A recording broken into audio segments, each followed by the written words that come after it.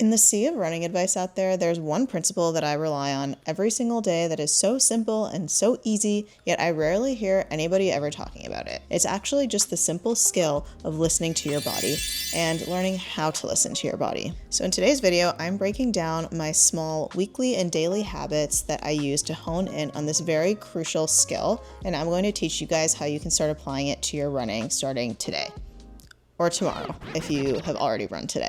And if you're new here, welcome. My name is Juliana, and I am a marathoner and startup founder working to grow my small business, Juju's Foods, while also managing a full-time 9-to-5. So if you're interested in following along on my journey balancing training, startup life, and my corporate job, make sure to subscribe to the channel and like this video if you like the video. So this video is part of my 2025 Chicago Marathon training build series, where I'm taking you guys behind the scenes of what it's like training in South Florida as I work to get to my 2:55 marathon goal by the 2025 Chicago Marathon. Okay, so back to the topic of today's video, which is around learning how to listen to your body. So as it relates to my Chicago 2025 marathon build, this week was a very, very normal week for me, but I actually did rely heavily upon the principles that I'm going to go over with you guys today in terms of how I really learned to do effort-based training and learn to listen to my body. Because for me, this was a very, very normal week in training,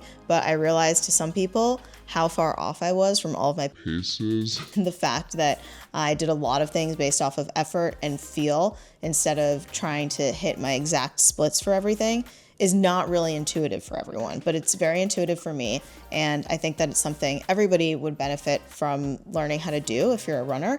So I'm gonna go over these 5 different tips and then dive into what my training looked like for this week and how I applied those principles to my training. Okay, so the first step in learning how to listen to your body as a runner so you can run a little bit more intuitively is that you wanna make sure that you are logging every single one of your runs. I have logged every single mile that I have ever run in my entire life. And I keep it in a little notebook. Well, at this point, it's multiple notebooks, but you can do it in a very basic spiral bound notebook, or honestly even a piece of paper, and then put it in a binder. But you essentially just want a written log of all of your different workouts. And I prefer to have this honestly handwritten, or you could do it in a spreadsheet or Google Doc or whatever it is.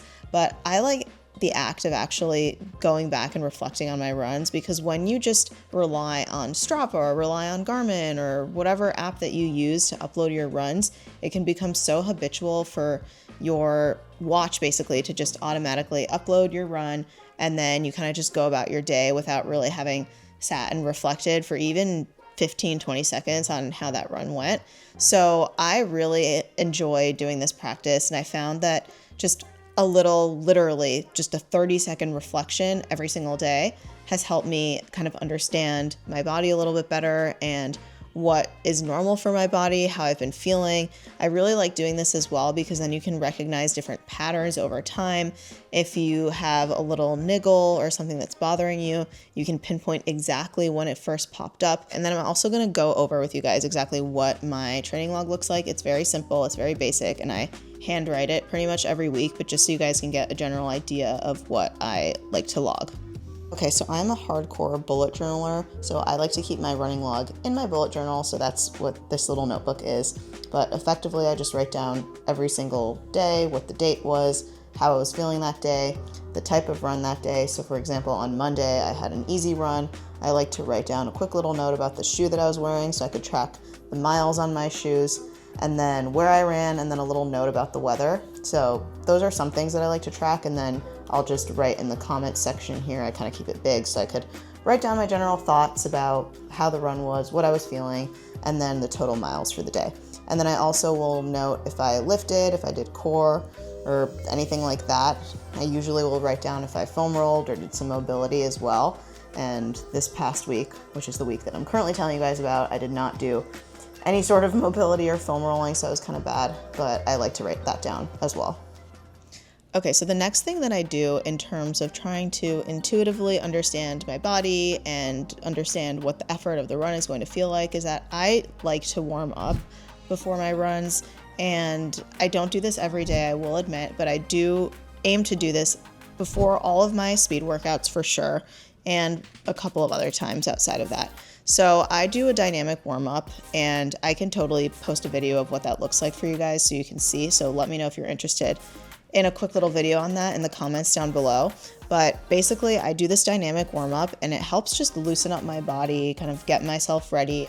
So that is helpful to kind of just see and check your body and make sure that you're feeling all right and that there's nothing wildly wrong. And then what goes hand in hand with this is that in the first mile, as you warm up your body and you're getting ready to run, do a full body check. I like to do this in my first mile. I always go very slow, but I'm just trying to understand, do I have any niggles? How does my general disposition feel? Do I feel like I was hit by a bus? Am I feeling amazing? So in terms of this full body check, what I do is I really just kind of run along, I breathe in, I scan my body, I just try to understand, is there any weird niggle that's coming up for me? Am I feeling very, very tired for no apparent reason? What's going on? So that's what I really just try to focus on and do that scan. Okay, and so this next principle is really one of the core tenets of learning how to listen to your body, and that is running by effort and running by feel. I've talked about this a little bit so far on this channel, but I want to discuss it a little bit more in length now with you, because running by effort, especially living in a place like Florida where it's so hot and humid all the time, it is very, very difficult to hit anywhere near your paces. And not even if you live in Florida, you could have any sort of life event or life stimulus that makes getting in your workouts and hitting your paces extremely difficult. For example, if you've just had a child, staying up all night with the baby can make things very, very difficult for you to hit your paces. If you travel a lot for work, being exhausted all the time and moving from one place to the next might be very difficult for your body to adjust in environments that change every single week. You have a whole different set of life factors that affect you and affect your body. And learning how to listen and learning how to go by effort and think about what your workout is for the day and what the purpose of that workout is will make you a much happier, healthier, and faster runner. And so along the same vein, the other thing that I have also talked about on this channel, but I wanted to bring up again, is adjusting on the fly and learning how to adjust on the fly. Because sometimes, if you're starting out your run and you're doing this full body check, you've done your little warm up and you still feel not great, you will have to make adjustments to your run. And sometimes as runners, we get into this mindset of kind of just pushing through, but there are times when pushing through is not the right option and it's not the right choice. So there's different ways that you can modify that. And I'm going to get into what my training plan was like this week so you guys can see how I personally modified my run when I had several instances this week where I was just not feeling 100%. So I'll go over that in a second. But basically for this, when you adjust on the fly, don't be afraid. If you're out there and you're scheduled to do a specific session of some sort, don't be afraid to just do an easy run. If you're not feeling great, when it comes to your actual race day and your taper time, you will be so well prepared and you will have physically primed your body down to preparation for race day that you're not going to get to race day and be like, oh, why did I randomly skip that run? Like, that's not going to happen, because you're going to get there and you're going to be fine because you've rested your body and you're preparing for the event. And these random workout sessions that you have throughout your training cycle, like there's times when you're not going to be able to run, or you're not going to be able to get a full night of sleep for whatever reason, or you're going to have a lot of stress that you're facing. And if that's the case, then you might not feel great. So if you're not feeling great, why are you going to push yourself when you could just instead, you're starting out your run, you're doing your full body check, you're understanding, hey, today's not going great for me. Like maybe I should just do another easy run today and then I can move my speed workout to tomorrow. So putting all of this together, I want to go over what my workouts were this week and how I adjusted given all of these different principles. So in terms of runs that I had planned for the week, I had a bunch of different easy runs scattered throughout the week and then a couple of key workouts. So my first one was a 12-mile run with 5 miles at lactate threshold, which was supposed to be continuous lactate threshold. So taking all of these different principles of learning how to adjust your training, listening to your body, and going by feel, what I ended up doing was, instead of doing this whole thing continuous, like I did in my first week of my marathon build here, you can check out that video linked above. What I did was I just modified this and I did 1 mile at lactate threshold effort. And I did that for 5 miles with a 2.5-minute break. And it was so insanely hot and humid. I think it was like 80 degrees when I started and maybe 75 dew point. So it was very, very toasty and warm. And I felt like I was running in an actual sauna, but I had my bottles of electrolytes with me, so I was all good to go. But it was very, very challenging and I had to push myself very hard, but I was not upset when I saw that my splits were around 6:30 pace, which is only 10 seconds faster than what I am supposed to be running for the entire Chicago Marathon. So a little concerning now that I'm in an actual state of cognition versus being completely discombobulated and out of it during my run. But now that I'm actually reflecting and thinking back on it, yeah, that's a little scary, but in the moment, I was okay with the fact that I was just running along, putting in a very hard effort, and feeling good about it. And then on Saturday, I did my long run, and I was supposed to do a 8-mile progression run that would end at faster than marathon pace. It was also another insanely hot and humid day out, and I started very early, did not get a ton of sleep, and it was just a very rough run for multiple reasons. But I basically cut down from like 8:40 pace to 7:15, and I felt like 7:15 was really all that I could give because it was just so insanely hot and humid out. And again, I was okay with it. I was fine. I knew that it was a very hard effort. It was a tough day, and that's all that I could give.